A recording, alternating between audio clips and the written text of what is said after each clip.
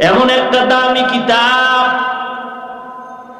এই কিতাবের মধ্যে আল্লাহ অর্থবিহীন অক্ষর কেন দিলেন? এর এক নাম্বার জবাব,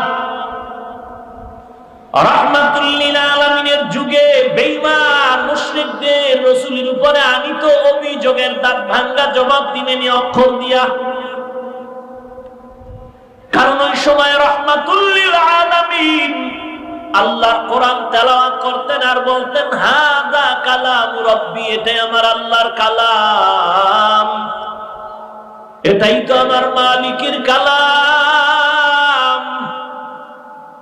মুশরিকিনে মক্কা বেঈমানেরা বলতো, মুহাম্মদ নিজে নিজে কোরআন বানায়া বলে এটা আল্লাহর কালাম, আসলে এটা আল্লাহর না, মুহাম্মদের বানানো কালাম।